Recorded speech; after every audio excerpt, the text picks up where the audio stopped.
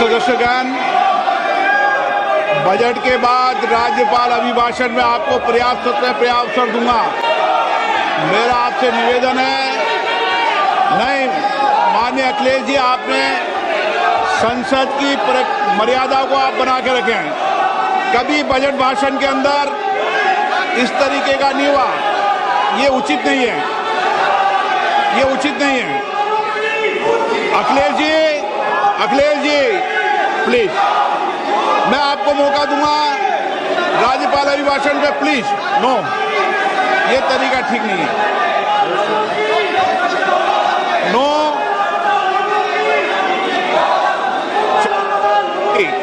राज्यपाल अभिभाषण पे चर्चा होगी। नो तरीका। Honorable Speaker, I present the budget for 25-26. This budget continues our government's efforts to A. Accelerate growth, B. Secure inclusive development, C. Invigorate private sector investments, D. Uplift household sentiments, and E. Enhance spending power of India's rising middle class. Together, we embark on a journey to unlock our nation's tremendous potential for greater prosperity and global positioning under the leadership of Honorable Prime Minister Shri Narendra Modi. As we complete the first quarter of the 21st century, continuing geopolitical headwinds suggest lower global economic growth over the medium term.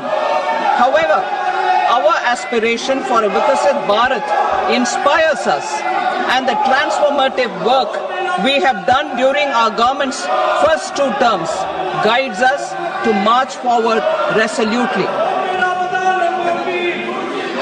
Our economy is the fastest growing among all major economies. Our development track record for the past 10 years and structural reforms have drawn global attention. Confidence in India's capability and potential has only grown in this period. We see the next 5 years as a unique opportunity to realize Sabka Vikas, stimulating balanced growth of all regions. The great Telugu poet and playwright Gurujada Apparao had said, "Deshamante matti kadoy, deshamante manushuloy," meaning a country is not just its soil, a country is its people. In line with this, for us, Vikasit Bharat encompasses zero poverty, 100% quality good school education, access to high quality, affordable and comprehensive health care, 100% skilled labor with meaningful employment, 70% women in economic activities, and farmers making our country the food basket of the world. In this budget, the proposed development measures span 10 broad areas focusing on Garib, youth, Annadata and Nari, spurring agricultural growth and productivity, building rural prosperity and resilience, taking everyone together on an inclusive growth path, boosting manufacturing and furthering Make in India, supporting MSMEs, enabling employment-led development, investing in people, economy and innovation, securing energy supplies, promoting exports and nurturing innovation.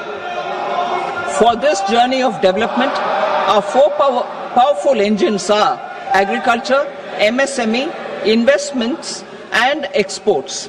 The fuel, our reforms, our guiding spirit, inclusivity, and the destination, Vikasit Bharat. This budget aims to initiate transformative reforms across 6 domains. During the first 5 years, these will augment our growth potential and global competitiveness. The domains are taxation, power sector, urban development, mining, financial sector, and regulatory reforms. Agriculture as the first engine. Now I move to specific proposals, beginning with agriculture as the first engine.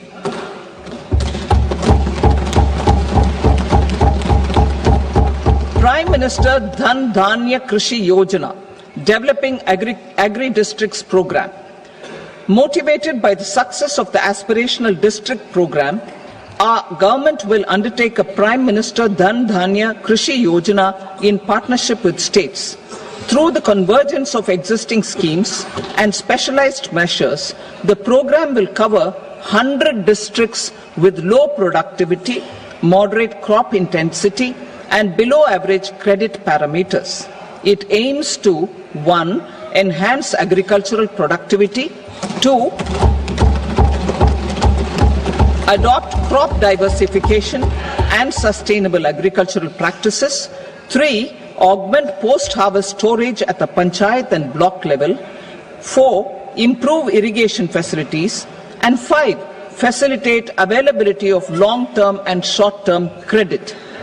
This program is likely to help 1.7 crore farmers. Building rural prosperity and resilience. A comprehensive multi-sectoral rural prosperity and resilience program will be launched in partnership with the states. This will address underemployment in agriculture through skilling, investment, technology, and invigorating the rural economy. The goal is to generate ample opportunities in rural areas so that migration is an option but not a necessity. The program will focus on rural women, young farmers, rural youth, marginal and small farmers, and landless families. The details are in Annexure A. Domestic best practices will be incorporated, and appropriate technical and financial assistance will be sought from multilateral development banks. In Phase 1, 100 developing agri-districts will be covered.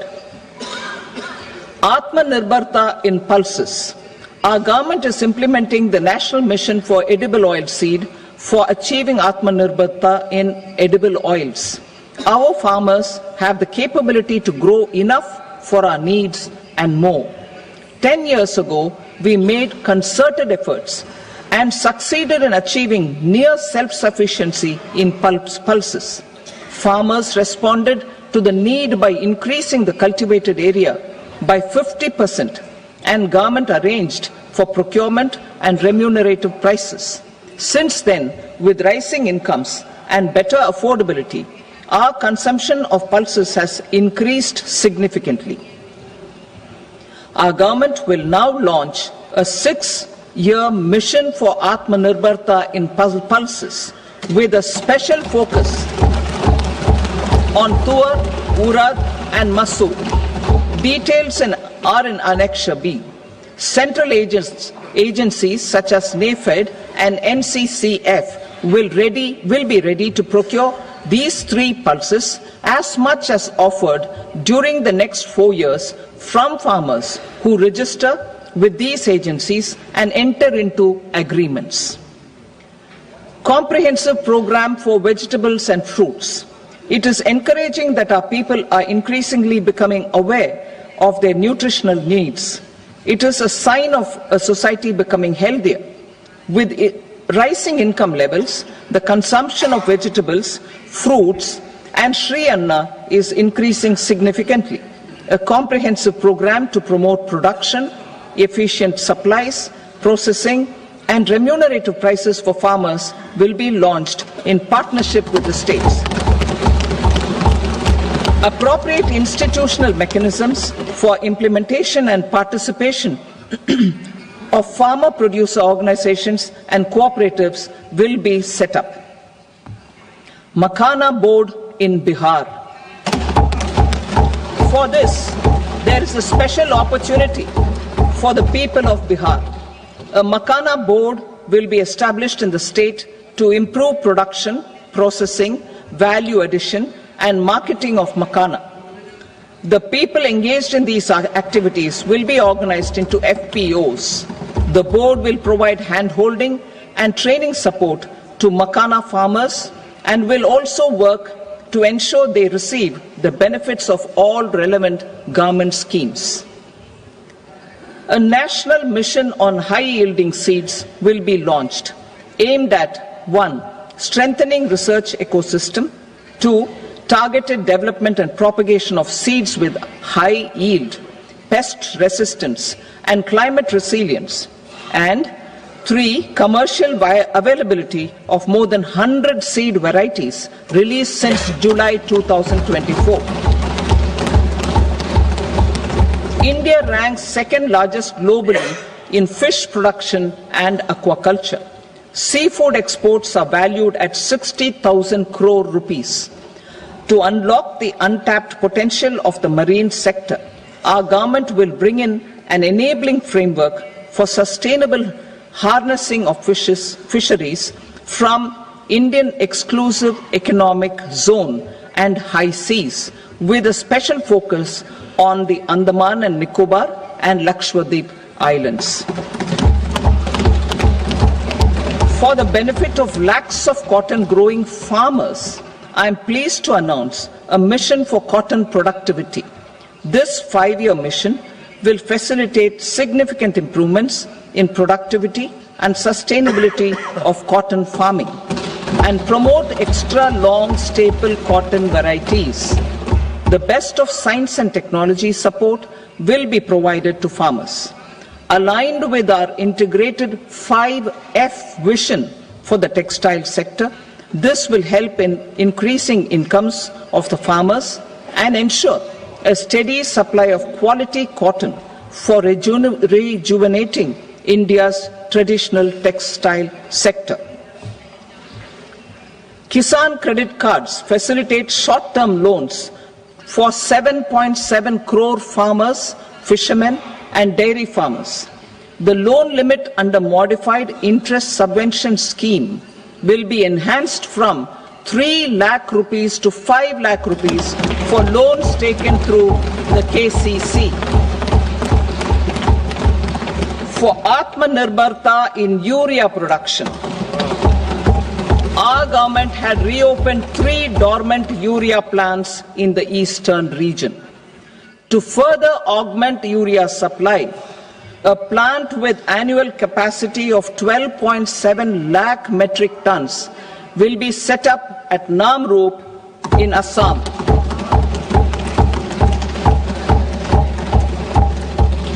India Post, with 1.5 lakh rural post offices, complemented by the India Post Payment Bank and a vast network of 2.4 lakh Dak Sevaks, will be repositioned to act as a catalyst for the rural economy. Details are at Annexure C. India Post will also be transformed as a large public logistics organization. This will meet the rising needs of Vishwakarmas, new entrepreneurs, women, self-help groups, MSMEs, and the large business organizations. Our government will provide support to NCDC for its lending operations for the cooperative sector. MSMEs as the second engine. Now I move to MSMEs as the second engine, which encompasses manufacturing and services with a focus on MSMEs numbering 5.7 crores.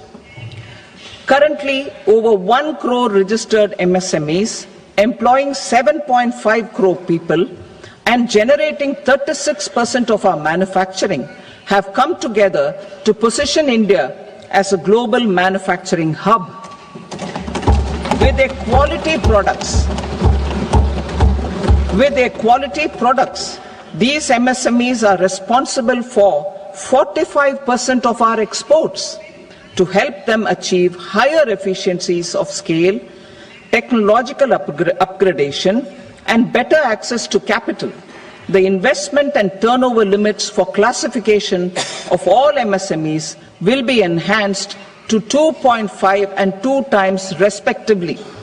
This will give them the confidence to grow and generate employment for our youth.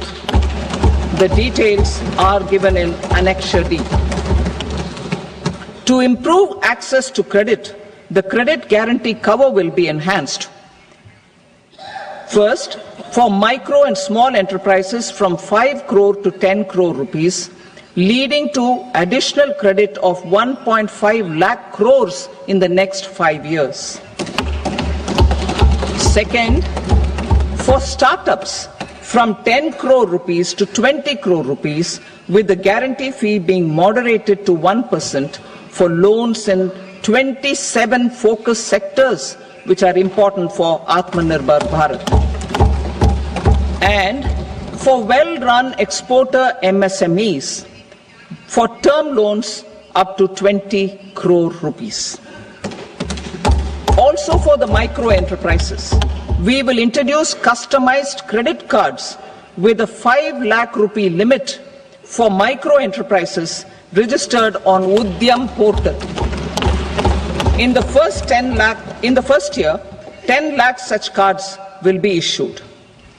Fund of funds for startups. The alternate investment fund, AIFs, for startups have received commitments of more than 91,000 crores rupees. These are supported by the fund of funds set up with the Government of India's contribution of 10,000 crore rupees. Now, a new fund of funds with expanded scope and a fresh contribution of another 10,000 crore rupees will be set up. A new scheme will be launched for 5 lakh women, scheduled castes and scheduled tribes, first-time entrepreneurs. This will provide term loans up to 2 crore rupees during the next 5 years. The scheme will incorporate lessons from the successful Stand Up India scheme. Online capacity building for entrepreneurship and managerial skills will also be organized. Measures for labor-intensive sectors. To promote employment and entrepreneurship opportunities in labor-intensive sectors, our government will undertake specific policy and facilitation measures. To enhance the productivity, quality and competitiveness of India's footwear and leather sector, a focus product scheme will be implemented. The scheme will support design capacity, component manufacturing and machinery required for production of non-leather quality footwear, besides the support for leather footwear and products. The scheme is expected to facilitate employment for 22 lakh persons, generate over 4 lakh crore rupees and exports of over 1.1 lakh crore rupees. Measures for the toys sector. Building on the National Action Plan for Toys, we will implement a scheme to make India a global hub for toys. The scheme will focus on development of clusters, skills, and a manufacturing ecosystem that will create high-quality, unique, innovative, and sustainable toys that will represent the Made in India brand. Support for food processing. In line with our commitment towards Purvodaya, we will establish a National Institute of Food Technology, Entrepreneurship and Management in Bihar. The institute will provide a strong fillip to food processing activities in the entire eastern region. This will result in 1. Enhanced income for the farmers through value addition to their produce, and 2. Skilling entrepreneurship and employment opportunities for the youth. Manufacturing mission, furthering Make in India.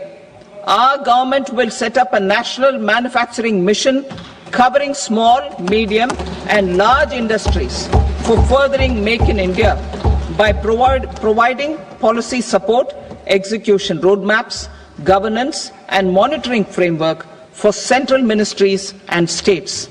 Details are in Annexure E. Given our commitment to climate-friendly development, the mission will also support clean tech manufacturing. This will aim to improve domestic value addition and build our ecosystem for solar PV cells, EV batteries, motors and controllers, electrolyzers, wind turbines, very high voltage transmission equipment and grid scale batteries. Investment as the third engine. Now I move to investment as the third engine, which encompasses investing in people, investing in the economy and investing in innovation. Investing in people. Saksham Anganwadi and Poshan 2.0. Saksham Anganwadi and Poshan 2.0 program provides nutritional support to more than 8 crore children, 1 crore pregnant women and lactating mothers all over the country, and about 20 lakh adolescent girls in aspirational districts and the Northeast region. The cost norms for these nutritional support will be enhanced appropriately.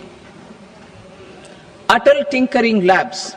50,000 Atal Tinkering Labs will be set up in government schools in the next 5 years to cultivate the spirit of curiosity and innovation and foster a scientific temper among young minds.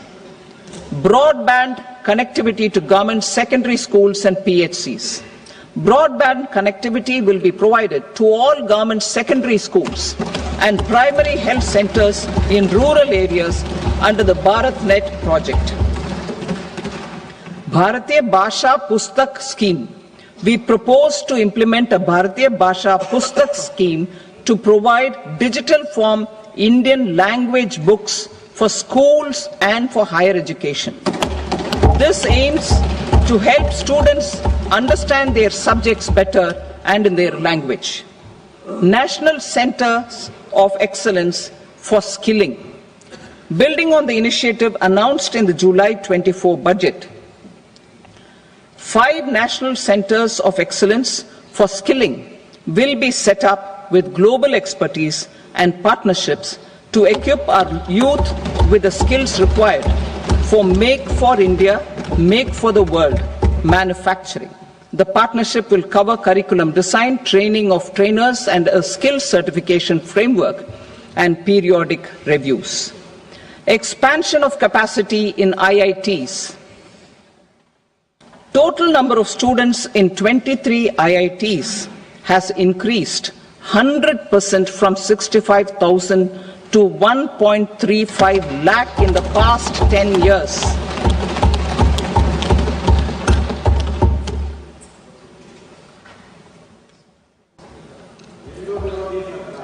Additional infrastructure will be created in the 5 IITs started after 2014 to facilitate education for 6,500 more students. Hostel and other infrastructure capacity at IIT Patna will also be expanded.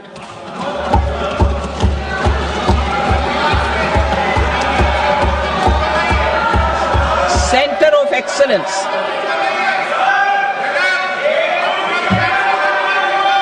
Center of Excellence in AI for Education. I had announced 3 centers of excellence in artificial intelligence for agriculture, health and sustainable cities in 2023. Now a center of excellence in artificial intelligence for education will be set up with a total outlay of 500 crores. Expansion of medical education.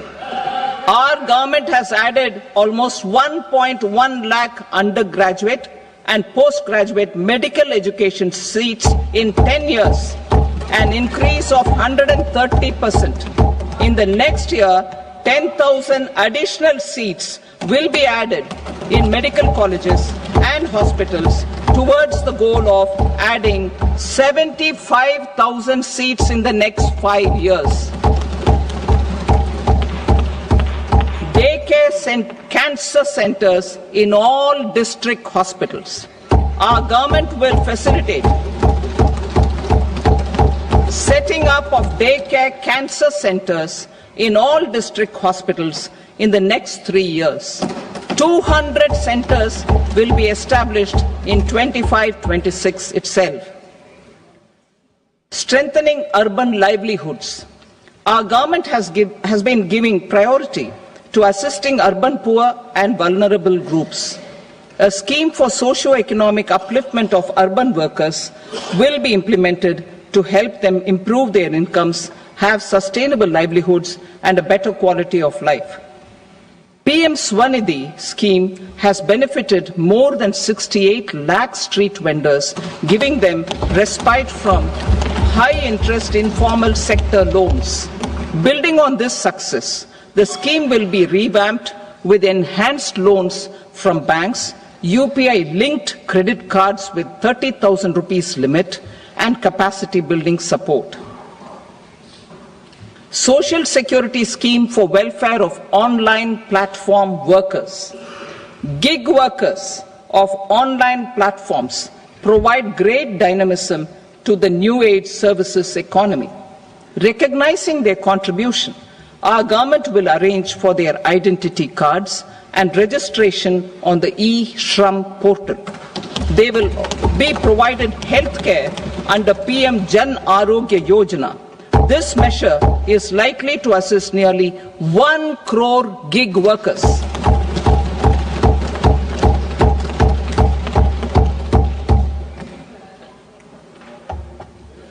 Investing in the economy. Public-private partnership in infrastructure. Each infrastructure-related ministry will come up with a 3-year pipeline of projects that can be implemented in PPP mode. States will also be encouraged to do so and can seek support from the India Infrastructure Project Development Fund, which is a scheme to prepare PPP proposals.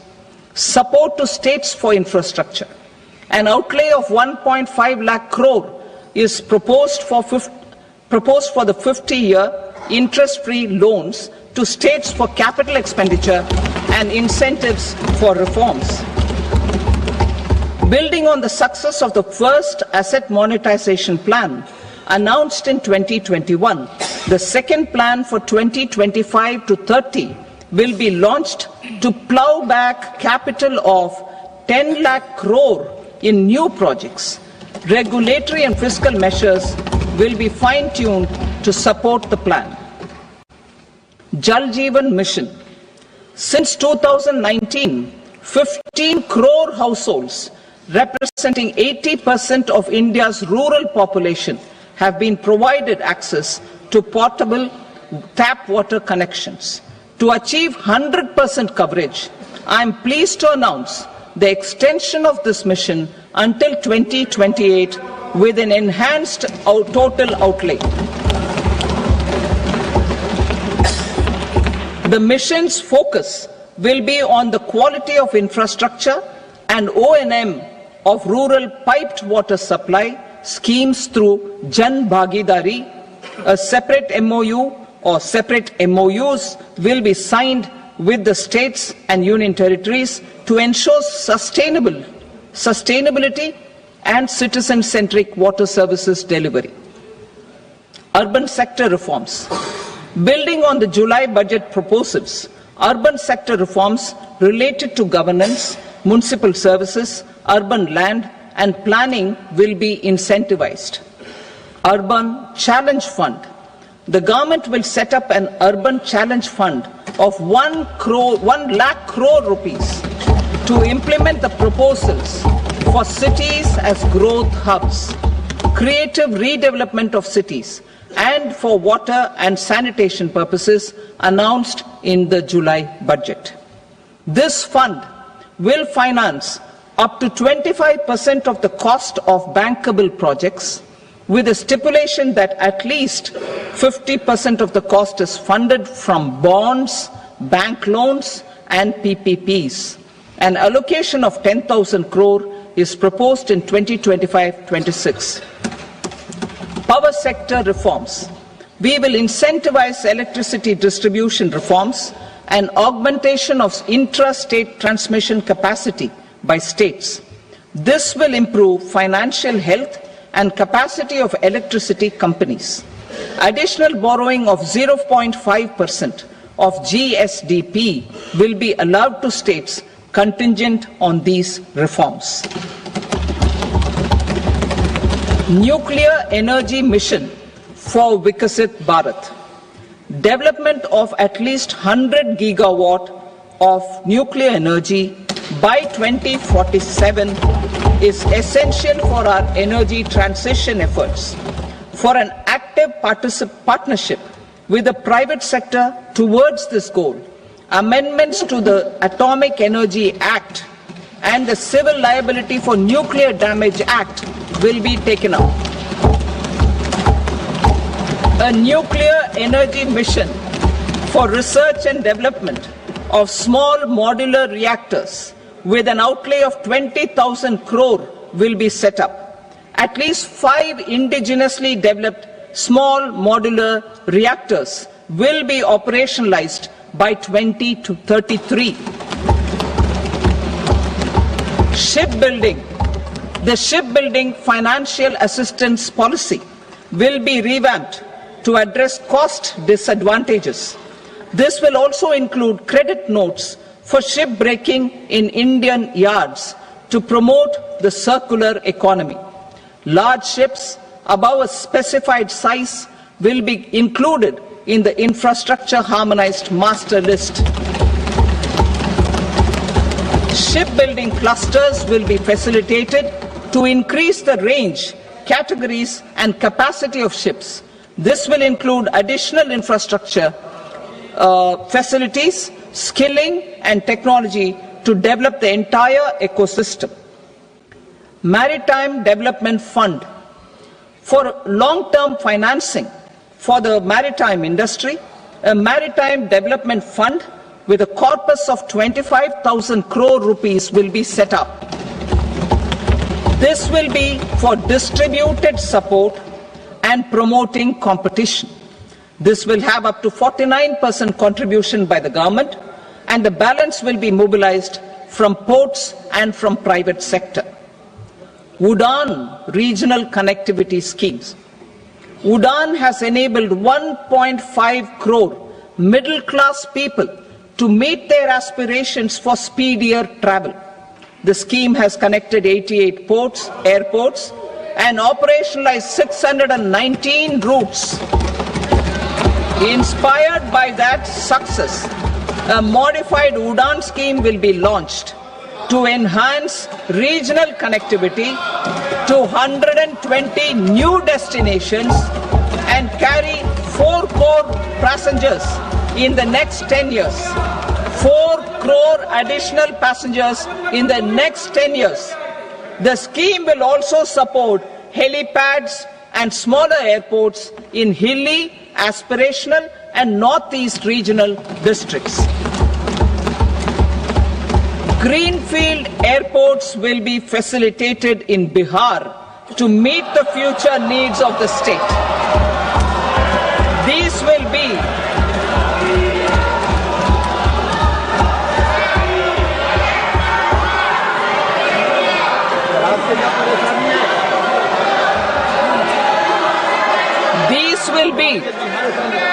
These will be in addition to the expansion of the capacity of Patna Airport and a brownfield airport in Beta.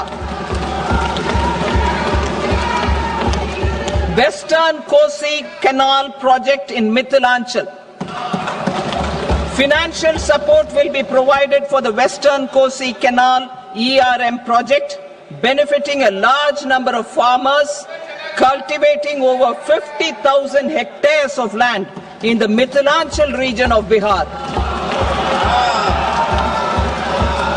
Mining sector reforms.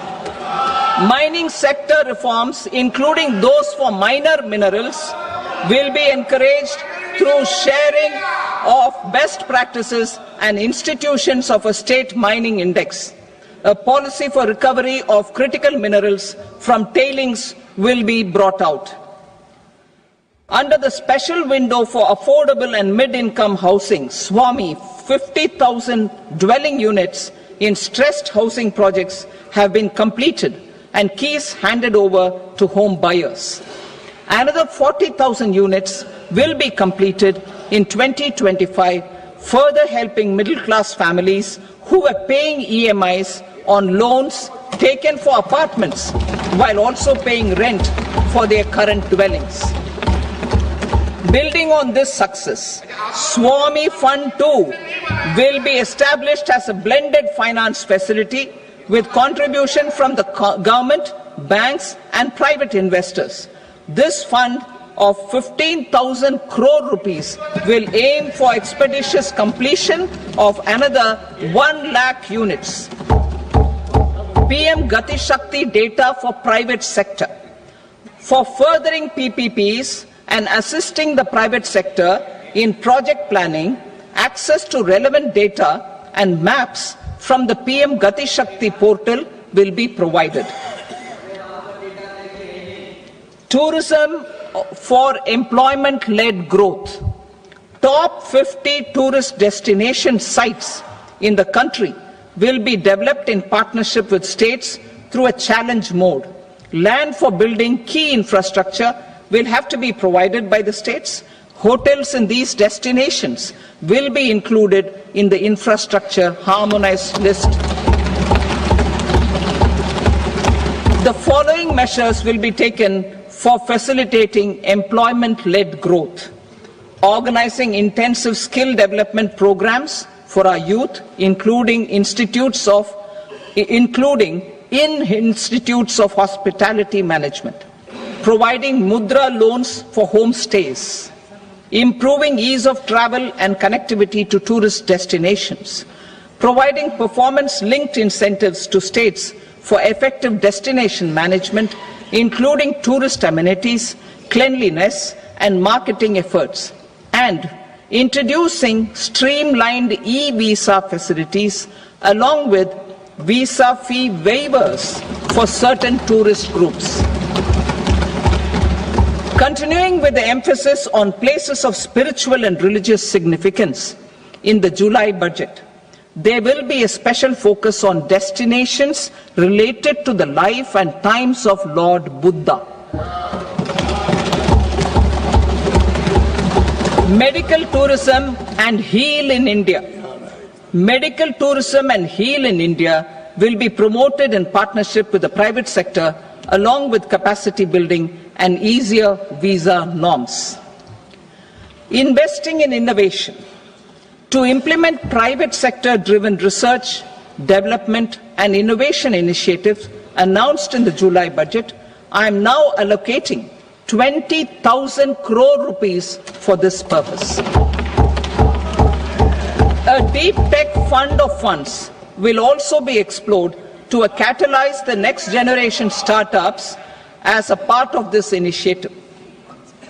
In the next 5 years, under the PM Research Fellowship Scheme, we will provide 10,000 fellowships for technological research in IITs and IISc with enhanced financial support. The second gene bank with 10 lakh germplasm lines will be set up for future food and nutritional security. This will provide conservation support to both public and private sectors for genetic resources. We will start a national geospatial mission to develop foundational geospatial infrastructure and data. Using PM Gati Shakti, this mission will facilitate modernization of land records, urban planning, and design of infrastructure projects. A Gyan Bharatam mission for survey, documentation, and conservation of our manuscript heritage with academic institutions, museums, libraries, and private collectors will be undertaken to cover more than 1 crore manuscripts. We will set up a national digital repository of Indian knowledge systems for knowledge sharing. Now I move to exports as the fourth engine. We will set up an export promotion mission with sectoral and ministerial targets driven jointly by the Ministries of Commerce, MSME and Finance.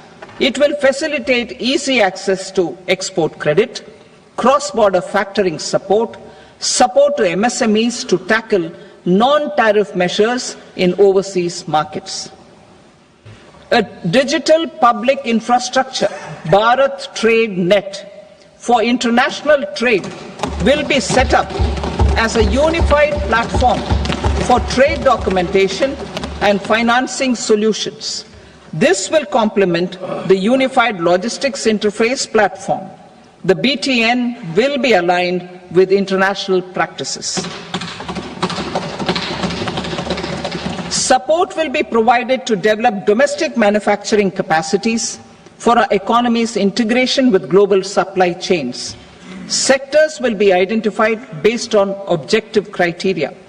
Facilitation groups with participation of senior officers and industry representatives will be formed for select products and supply chains. Through this, there are huge opportunities related to Industry 4.0, which needs high skills and talent. Our youth have both. Our government will support the domestic electronic equipment industry to leverage this opportunity for the benefit of our youth. A national framework will be formulated as guidance to states for promoting global capability centers in emerging Tier 2 cities. This will suggest measures for enhancing availability of talent and infrastructure, building bylaw reforms, and mechanisms for collaboration with industry. Our government will facilitate upgradation of infrastructure and warehousing for air cargo, including high-value perishable horticultural produce. Cargo screening and customs protocol will be streamlined and made user-friendly. Reforms as the fuel.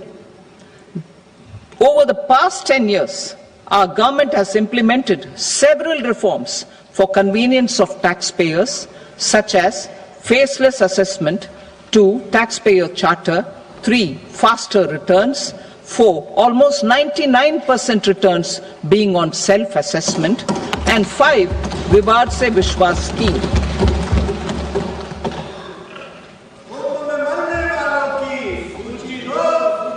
Continuing these efforts, I reaffirm the commitment of the Tax Department to trust first, scrutinize later. I also propose to introduce the new income tax bill next week. I will detail the indirect tax reforms and changes in direct taxes in Part B. Financial sector reforms. The FDI limit for the insurance sector will be raised from 74 to 100%. This enhanced limit will be available for those companies which invest the entire premium in India. The current guardrails and conditionalities associated with foreign investment will be reviewed and simplified.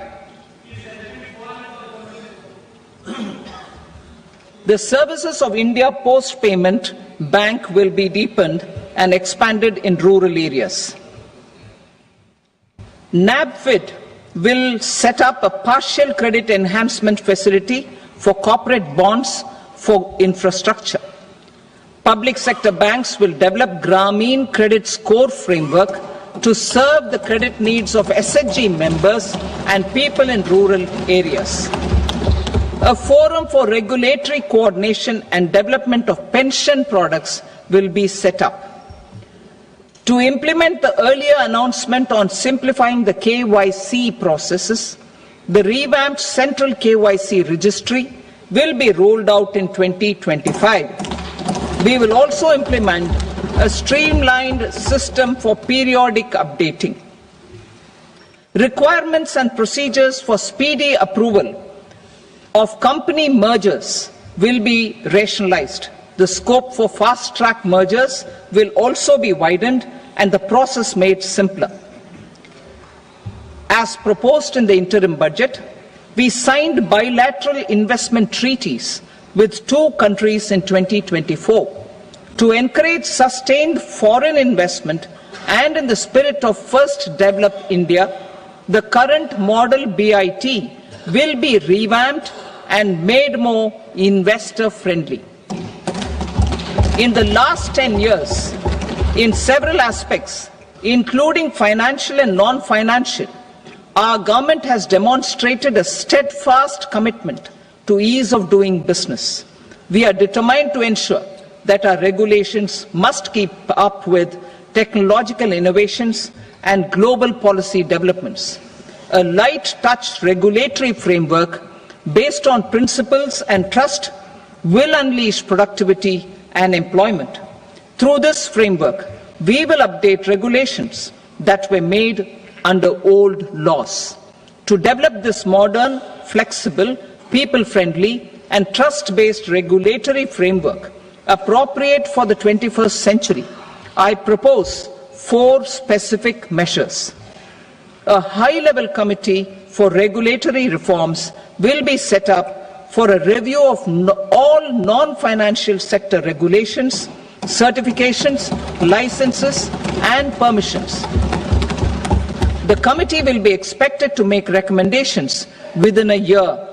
The objective is to strengthen trust-based economic governance and take transformational measures to enhance ease of doing business, especially in matters of inspection and compliances. States will be encouraged to join in this endeavor. An investment friendliness index of states will be launched in 2025 to further the spirit of competitive, cooperative federalism.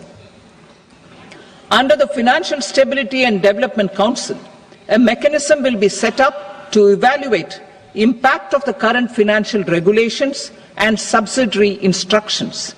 It will also formulate a framework to enhance their responsiveness and development of the financial sector. In the Jan Vishwas Act 2023, more than 180 legal provisions were decriminalized. Our government will now bring up the Jan Vishwas Bill 2.0 to decriminalize more than 100 provisions in various laws. I now move to fiscal policy. In the July budget, I had committed to staying the course for fiscal consolidation. Our endeavor will be to keep the fiscal deficit each year such that central government debt remains on a declining path as a percentage of the GDP. The roadmap for the next 6 years has been detailed in the FRBM statement. Revised estimates for 2024-25. The revised estimate of the total receipts other than borrowings is 31.47 lakh crore rupees, of which the net tax receipts are 25.57 lakh crore rupees. The revised estimate of the total expenditure is 47.16 lakh crore rupees, of which the capital expenditure is about 10.18 lakh crore rupees. The revised estimate of the fiscal deficit is 4.8% of the GDP. Budget estimates for 25-26. Coming to 25-26, the total receipts other than borrowings and total expenditure are estimated at 34.96 lakh crore rupees and 50.65 lakh crore rupees respectively. The net tax receipts are estimated at 28.37 lakh crore rupees. The fiscal deficit is estimated to be 4.4% of GDP. To finance the fiscal deficit, the net market borrowings from dated securities are estimated at 11.54 lakh crore. The balance financing is expected to come from small savings and other sources. The gross market borrowings are estimated at 14.82 lakh crore rupees. I will now move to Part B. Indirect taxes. My proposals relating to customs aim to rationalize tariff structure and address duty inversion. These will also support domestic manufacturing and value addition, promote exports, facilitate trade, and provide relief to common people. Rationalization of customs tariff structure for industrial goods. As a part of comprehensive review of customs rate structure announced in July 2024 budget, I propose to 1. Remove 7 tariff rates. This is over and above the 7 tariff rates removed in 23-24 budget. After this, there will be only 8 remaining tariff rates, including 0 rate. 2. Apply appropriate cess to broadly maintain effective duty incidence, except on a few items where such incidence will reduce marginally. 3. Levy not more than 1 cess or surcharge. Therefore, I propose to exempt social welfare surcharge on 82 tariff lines that are subject to a cess.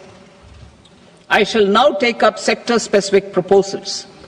To provide relief to patients, particularly those suffering from cancer, rare diseases, and other severe chronic diseases, I propose to add 36 life-saving drugs and medicines to the list of medicines fully exempted from basic custom duty.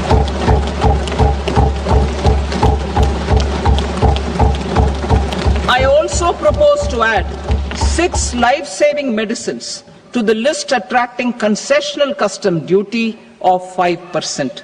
Full exemption and concessional duty will also respectively apply on the bulk drugs for manufacture of the above. Specified drugs and medicines under patient assistance programs run by the pharmaceutical companies are fully exempt from BCD, provided the medicines are supplied free of cost to the patients.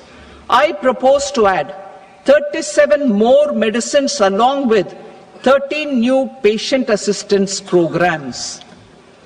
Support to domestic manufacturing and value addition. Critical minerals. In the July 2024 budget, I had fully exempted BCD on 25 critical minerals that are not domestically available. I had also reduced BCD of 2 other such minerals to provide a major fillip to their processing, especially by MSMEs. Now, I propose to fully exempt cobalt powder and waste, the scrap of lithium-ion battery, lead, zinc, and 12 more critical minerals. This will help secure the availability for manufacturing in India and promote more jobs for our youth.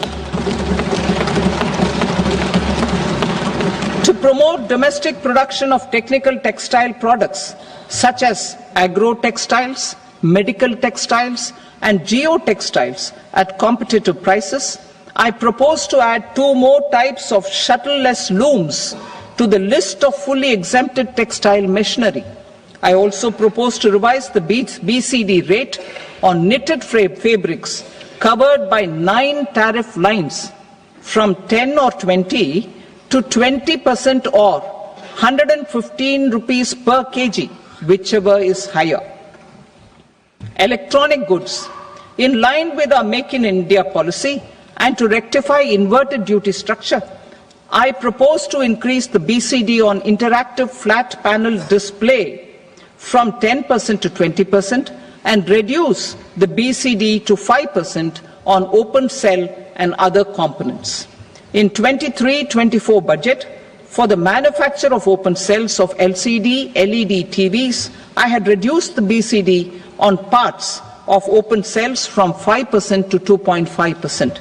To further boost the manufacture of such open cells, the BCD on these parts will now stand exempted. Lithium-ion battery. To the list of exempted capital goods, I propose to add 35 additional capital goods for EV battery manufacturing and 28 additional capital goods for mobile phone battery manufacturing. This will boost domestic manufacture of lithium-ion batteries, both for mobile phones and for electric vehicles. Shipping sector. Considering that shipbuilding has a long gestation period, I propose to continue the exemption of BCD on raw materials, components, consumables, or parts for the manufacture of ships for another 10 years.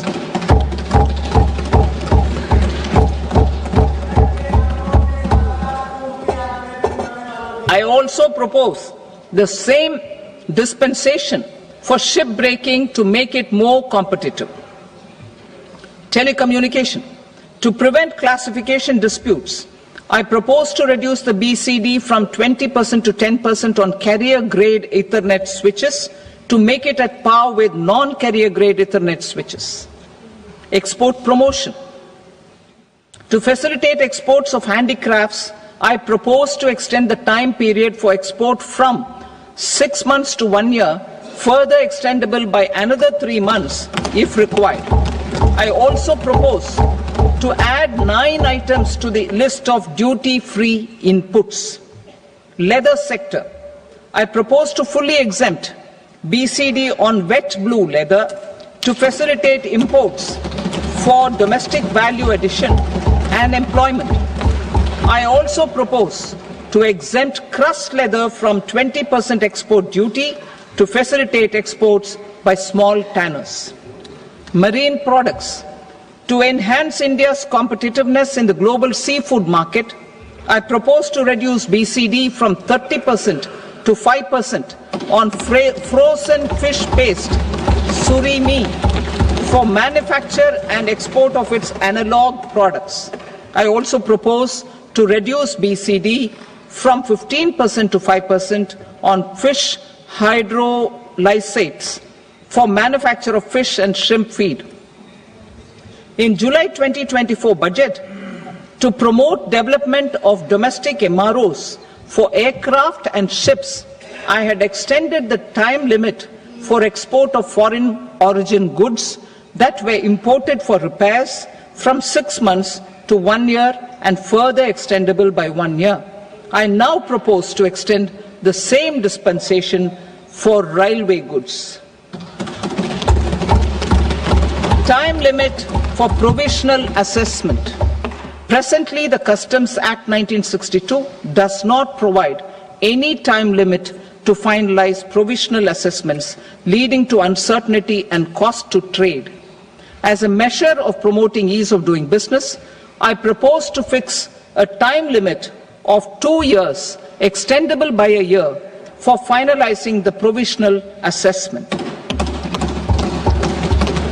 I propose to introduce a new provision that will enable importers or exporters, after clearance of goods, to voluntarily declare material facts and pay duty with interest but without penalty. This will incentivize voluntary compliance. However, this will not apply in cases where department has already initiated audit or investigation proceedings. For industry to better plan their imports, I propose to extend the time limit for the end use of imported inputs in the relevant rules from 6 months to 1 year. This will provide operational flexibility in view of cost and uncertainty of supply. Further, such importers will now have to file only quarterly statements instead of a monthly statement.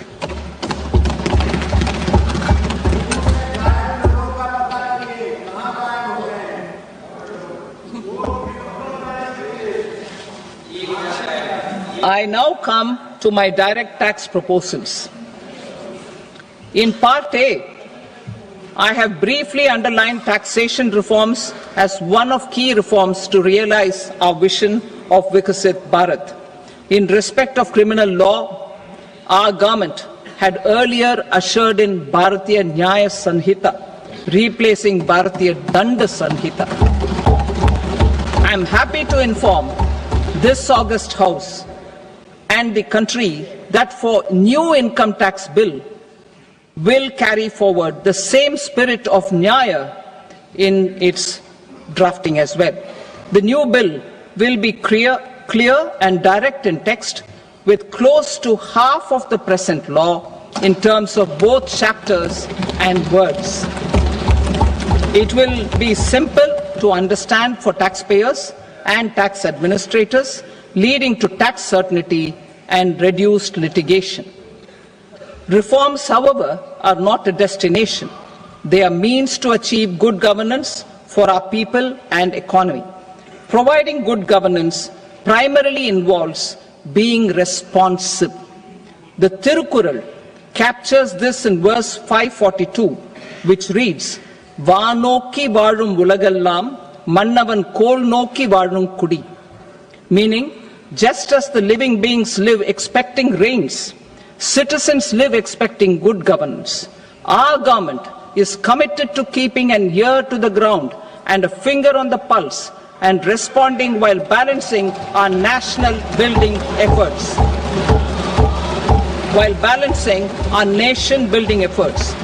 The following measures will detail just how our government will, under the guidance of PM Modi, has taken steps to understand and address. I repeat that sentence, sir.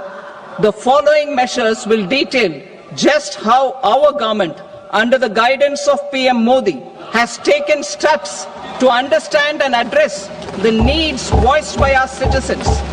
My tax proposals are guided by this spirit. The objectives of my proposals are as follows. Personal income tax reforms with special focus on middle class. Rationalization of TDS and TCS for easing difficulties. Encouraging voluntary compliance. Reducing compliance burden. Ease of doing business, employment and investment. I will come to my proposal on personal income tax towards the end. TDS and TCS, rationalization for easing difficulties. I propose to rationalize tax deduction at source, TDS, by reducing the number of rates and thresholds above which TDS is deducted. Further, threshold amounts for tax deduction will be increased for better clarity and uniformity.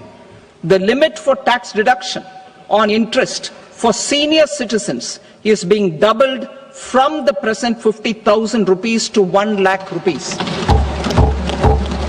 Similarly, the annual limit of 2.40 lakh rupees for TDS on rent is being increased to 6 lakh rupees. This will reduce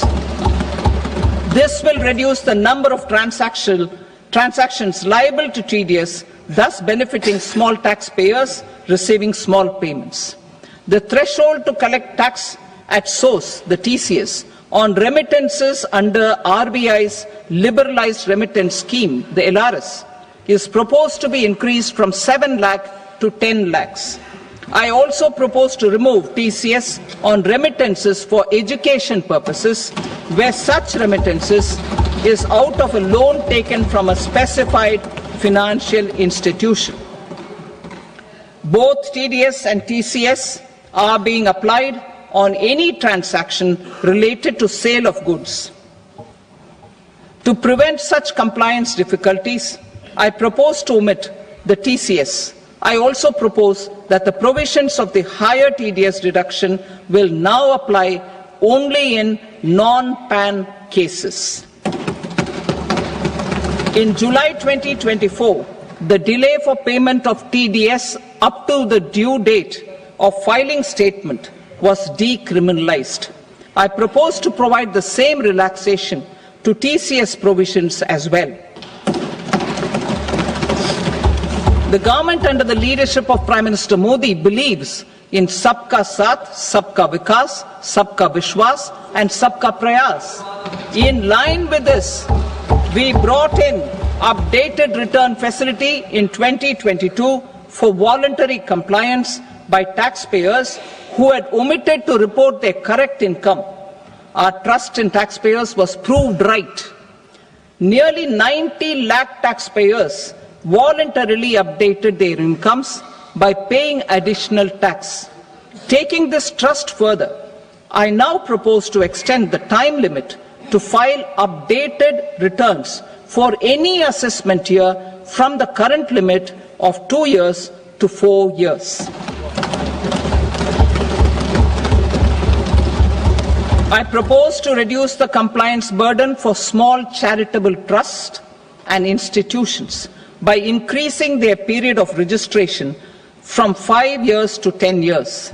It is also proposed that disproportionate consequences do not arise for minor defaults such as incomplete applications filed by charitable entities. Presently, taxpayers can claim the annual value of self-occupied properties as nil only on the fulfillment of certain conditions. Considering the difficulties faced by taxpayers, it is proposed to allow the benefit of 2 such self-occupied properties without any condition.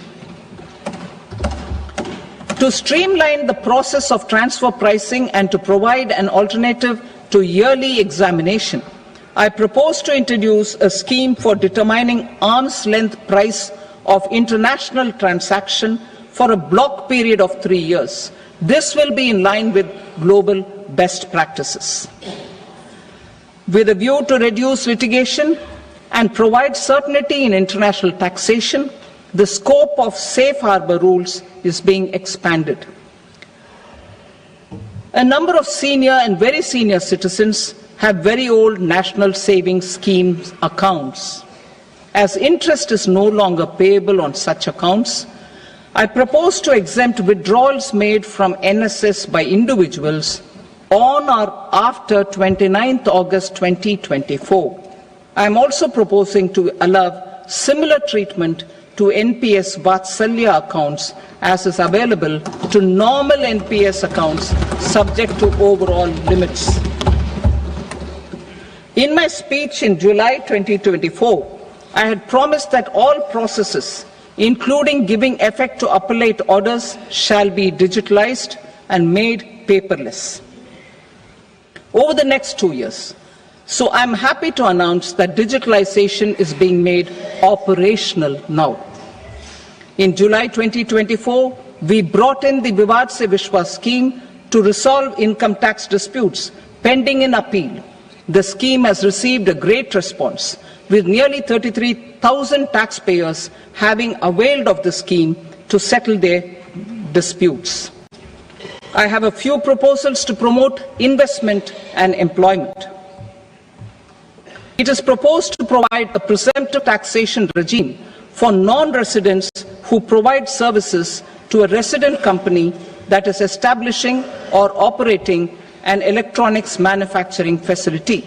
I further propose to introduce a safe harbor for tax certainty for non-residents who store components for supply to specified electronics manufacturing units. Presently, the tonnage tax scheme is available only to sea-going ships. The benefits of existing tonnage tax scheme are proposed to be extended to inland vessels registered under the Indian Vessels Act 2021 to promote inland water transport in the country. Extension for incorporation of startups. We continue to support the Indian startup ecosystem.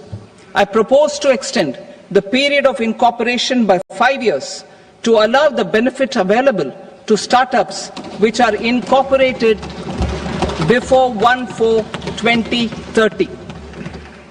In order to attract and promote additional activities in the IFSC, I am inter alia proposing specific benefits to ship leasing units, insurance offices, and treasury centers of global companies which are set up in IFSC. Further, to claim benefits, the cut-off date for commencement in IFSC has also been extended by 5 years to 31/3/2030. Category 1 and Category 2 AIFs are undertaking investments in infrastructure and other such sectors. I propose to provide certainty of taxation to these entities on the gains from securities, to promote funding from sovereign wealth funds and pension funds to the infrastructure sector, I propose to extend the date of making an investment by 5 more years up to 31st March 2030.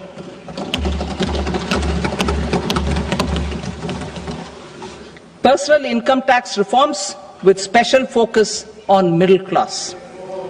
Democracy, demography and demand are the key support pillars in our journey towards Vikasit Bharat. The middle class provides strength for India's growth. This government, under the leadership of Prime Minister Modi, has always believed in the admirable energy and ability of the middle class in nation building. In recognition of their contribution,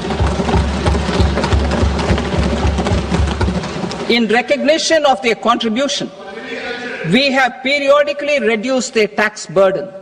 Right after 2014, the nil tax slab was raised to 2.5 lakhs of rupees, which was further raised to 5 lakh rupees in 2019 and to 7 lakh rupees in 2023. This is reflective of our government's trust on the middle class taxpayers. I am now happy to announce that there will be no income tax payable up to income of 12 lakh rupees.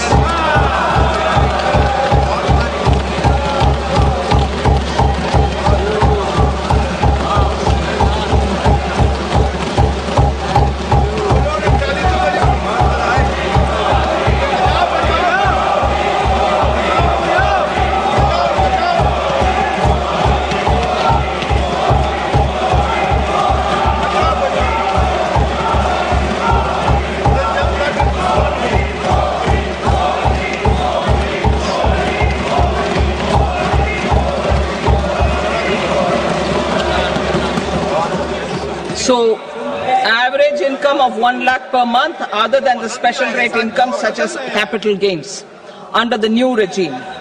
This limit will be 12.75 lakh for salaried taxpayers due to the standard deduction of 75,000. Slabs and rates are being changed across the board to benefit all taxpayers.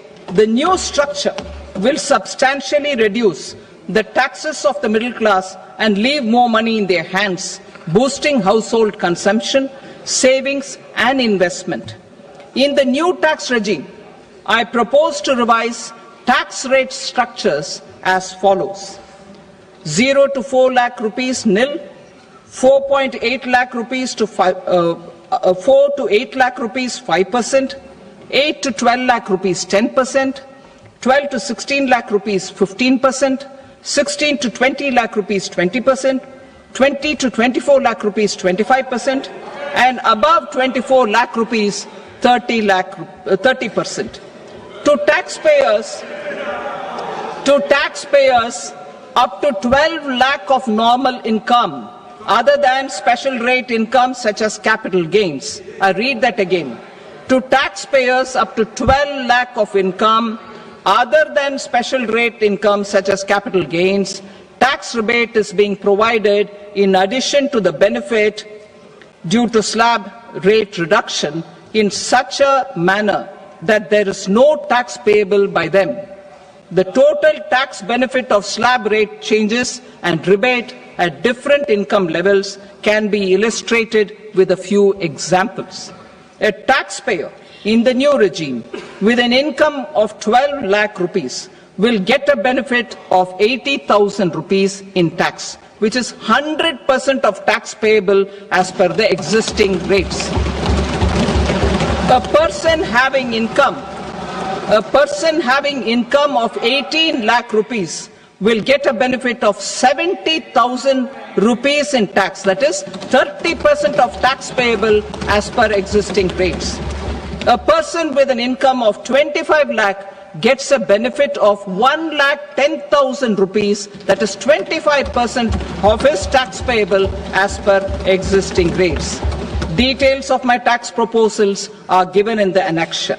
As a result of these proposals, Honourable Speaker, sir, revenue of about 1 lakh crore in direct taxes and 2,600 crores in indirect taxes will be foregone.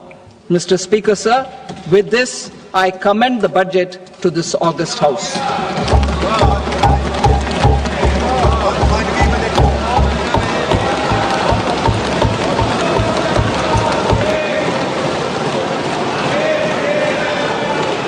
Item number 2, Shrimati Nirmala Sitharaman. Sir, with your permission, I rise to lay on the table the following statements under Section 3(1) of the Fiscal Responsibility and Budget Management Act 2003. Medium-term fiscal policy cum fiscal policy strategy statement and macroeconomic framework statement. Item number 3, Shrimati Nirmala Sitharaman. Sir, with your permission, I rise to move for leave to introduce the Finance Bill 2025. प्रश्न ये है कि विधेयक को पुनर्स्थापित करने की अनुमति प्रदान की जाए। जो सदस्य इसके पक्ष में हाँ कहें, जो सदस्य विरोध में ना कहें। मेरे विचार में निर्णय हाँ वालों के पक्ष में हुआ, हाँ वालों के पक्ष में अनुमति प्रदान की जाती है। माननीय मंत्री जी, अब विधेयक को पुनर्स्थापित करें। Sir, I introduce the bill. Thank you. सभा की कार्रवाई सोमवार दिनांक 3 फरवरी 2025 को प्राप्त 11 बजे तक के लिए स्थगित की जाती है।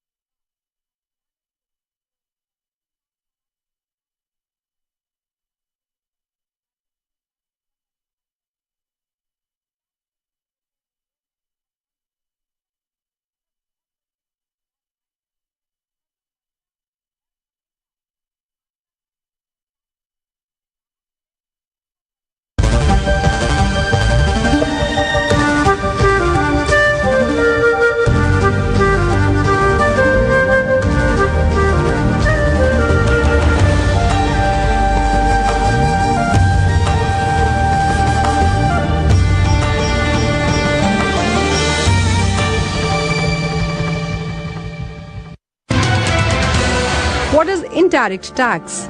In the case of indirect tax, the burden of tax can be shifted by the taxpayer to someone else.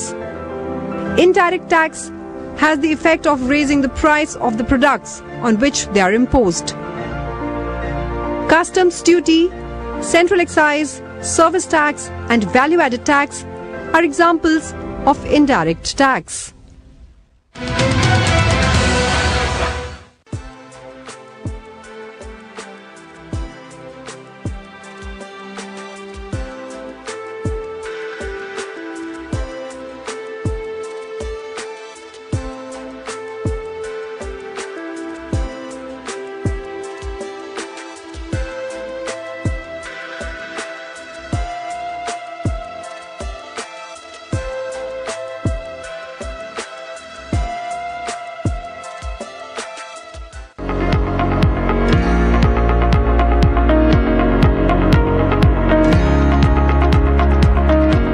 Mahatma Gandhi एक प्रखर लेखक और संपादक भी थे।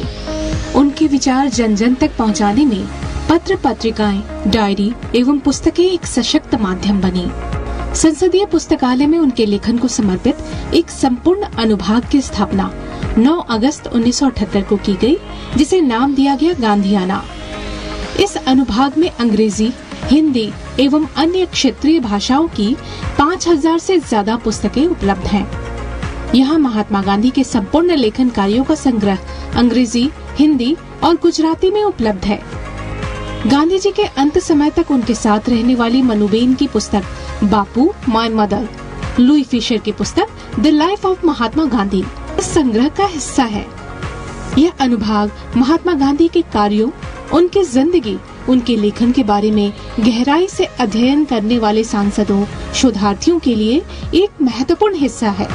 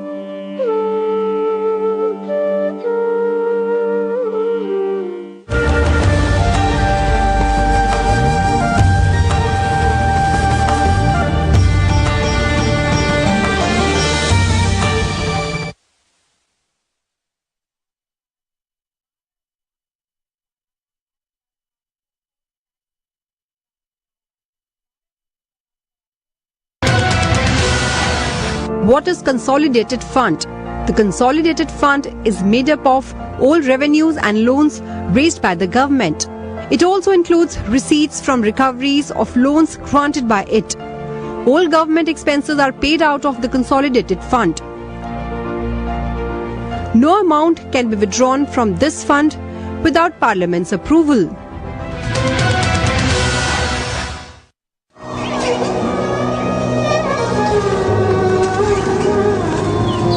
भारतीय सनातन संस्कृति का महाआयोजन महाकुंभ इस बार मात्र आध्यात्मिक, सांस्कृतिक आस्था व श्रद्धा को ही समर्पित नहीं होगा। इस महाकुंभ इस बार विश्व देखेगा भारत की डिजिटल शक्ति, प्रबंधन शक्ति, पर्यावरण संरक्षण और लोक संस्कृति।